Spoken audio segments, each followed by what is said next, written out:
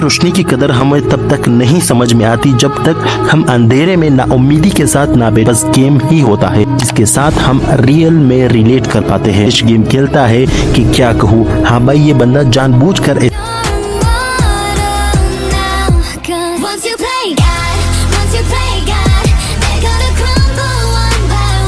वो दिन तो हम सबको याद होगा। किसी स्कूल से आने के बाद पीसी के सामने बैठना, किसी गेम को इतना एंजॉय करना कि घंटे भी मिनटों की तरह लगे।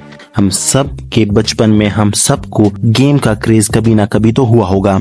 और इस एनिमे को देखने के बाद मैं एक बार फिर वही बचपन की यादों में चला गया था और गेम्स खेलना फिर से शुरू कर दिया था। अब देखो, ऐसा नहीं था कि मैंने और गेम्स एनिमे नहीं देखे थे, लेकिन हर एनिमे अलग अलग होता है। जैसे सोलो लिविंग में गेम्स को रियल वर्ल्ड में ले आता है। मेन कैरेक्टर ही सिर्फ गेम खेल रहा होता है, सिस्टम के साथ इंटरेक्ट कर रहा होता है, लेकिन ये एनिमे बस गेम ही होता है इसके साथ हम रियल में रिलेट कर पाते हैं। और गेम का इतना क्रेज होना, गेम्स इतना ज्यादा खेलना, लेकिन जब हम गेम्स के चक्कर में अल्ट्रा बोरिंग गेम्स खेल रहे तो क्या होता है, जब एक परफेक्ट गेम मिलना मुश्किल होता है, लेकिन तभी एक दिन अगर हमें मिल जाए एक परफेक्ट गेम तो वो फीलिंग ही अलग होती है। आज हम बात करने वाले हैं शांग्री-ला फ्रंटियर एनिमे की, जो इसी कंसेप्ट को एक्सप्लोर करता है। तो स्टोरी से पहले हम कुछ इसके बैकग्राउंड के बारे में जान लेते हैं। तो सबसे पहले मेन कैरेक्टर हिजुतोमे, जो गेमर वर्ल्ड में सुनराकू के नाम से जाना जाता है, और मैं भी सुनराकू ही कहूंगा, जो एक एक्सपर्ट गेमर है। लेकिन इसी स्पेशलिटी क्या है भाई, ये बंदा इतना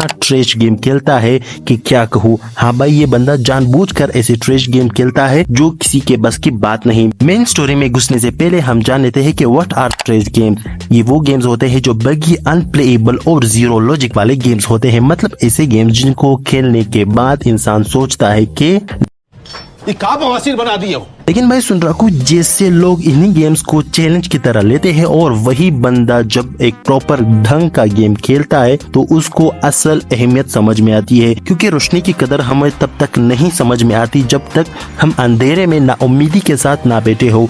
वो नाउम्मीदी के अब तो पता भी नहीं कि वो रोशनी आएगी भी या नहीं आएगी, जिसके साथ रिलेट करते हुए वो एक कोट भी है ना, जिसका मतलब है कि खाना पकाने से पहले अच्छे खाने का टेस्ट कैसा होता है तुम्हें पता होना चाहिए। खैर, अब इसकी स्टोरी की बात करें तो इस एनिमे की शुरुआत में सुनराकू एक ट्रेश गेम खेल रहा होता है कि लास्ट में जैसे ही वो जीत जाता है वो एक्साइटमेंट में उछलता है और एक सीधा जाके प्रिंसेस को एक फ्लाइंग किक मारता है, जो प्रिंसेस उसी के साथ ही होती थी। और मेरा रिएक्शन था कि भाई ओ भाई ये क्या है।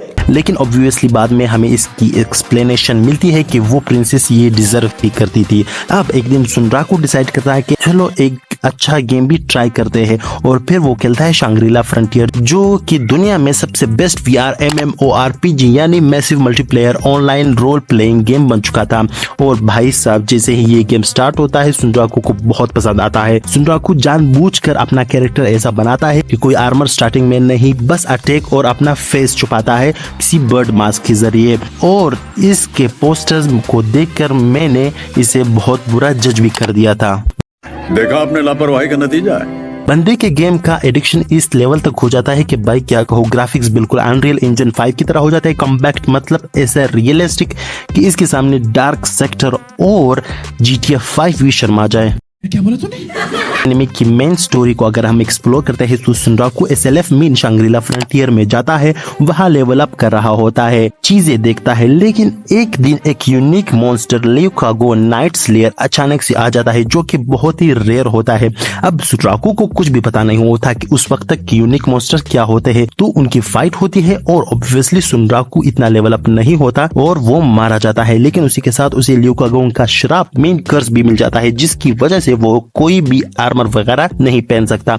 इसके बाद उसे रैपिडुजा से इन्विटेशन भी आता है, जो कि इससे पहले किसी को भी इस तरह नहीं आया था। और SLF में इंफॉर्मेशन बहुत वेल्यूएबल होती है, स्पेशली अगर न्यू चीजों के बारे में हो या यूनिक मॉन्स्टर्स के बारे में हो। तो अब रैपिडुजा में क्या होता है, जिसके बाद सुनराकू कैसे लेवल अप करता है और वो कैसे यूनिक मॉन्स्टर को मारता है, स्पेशली ल्यूकागो को वो मार भी पाता है या नहीं, और क्या वो इस कर्ज से पीछा छुड़ा पाता है या इस कर्ज से कैसा फायदा उठा पाता है, वो सब सब इस एनिमे में हमें दिखाया जाता है।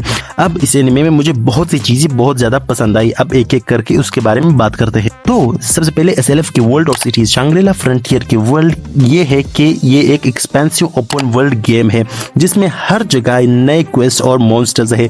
इसका वर्ल्ड इतना इंप्रेसिव है कि बंदा खुद जाके एक्सप्लोर करना चाहता है। कुछ सिटीज और रीजन्स जो एनिमे में हाईलाइट होते हैं, जैसे कि रेबिटोजा टाउन, एक रेबिट्स का टाउन जहां लोग बस एक मिशन के लिए ही जा सकते हैं, लेकिन भाई अपना सुनराकू वहां जाके सेटल ही हो जाता है। इसके बाद कुछ सिटीज वगैरह भी होते हैं जो नंबर की तरह होते हैं, mean first Reema, second Reema, third Reema की जैसे। इनके अलावा बहुत से जगह होते हैं, फॉरेस्ट भी होते हैं, गुफा वगैरह भी होते हैं जहां अलग अलग मिशंस क्वेस्ट वगैरह होते हैं। मतलब हर जगह कुछ ना कुछ अलग होता है।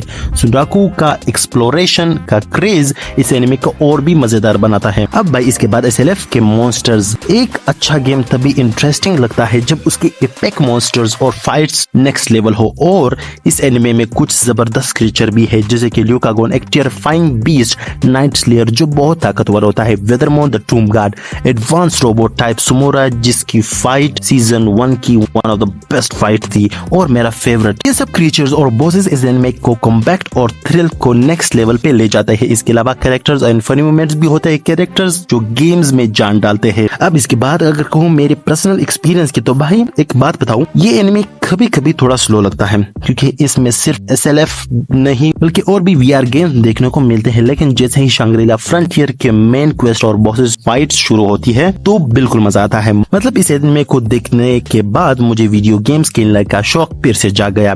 जब भी एक बॉस फाइट होती थी तो मैं बहुत सोचता था कि किस तरह सुनराकू की स्ट्रेटेजी को अपनाऊं और इसे हरा सकूं। मतलब जो इंप्रेसिव एक्सपीरियंस एक अच्छी गेम देता है बिल्कुल वही फील आती है। अगर आपको गेमिंग और एनिमे दोनों का शौक है तो ये एनिमे एक मस्ट वॉच है। एक्शन, कॉमेडी, स्ट्रेटेजी और एक बेस्ट वीआर गेम्स के साथ शंग्री-ला फ्रंटियर एक बेस्ट है। एनिमेशन जबरदस्त है, कैरेक्टर्स बेडएस है, फाइट नेक्स्ट लेवल है, इसको मिस नहीं करना चाहिए हमें। तो आज के लिए इतना ही। अगर वीडियो पसंद आई हो तो लाइक कर देना, कमेंट्स में अपना फेवरेट गेम जरूर बताना और अपने ओपिनियन जरूर शेयर करना, मुझे अच्छा लगता है। इसके बाद मिलते हैं नेक्स्ट वीडियो में, तब तक देखते रहिए दी एके एक्सप्लेन।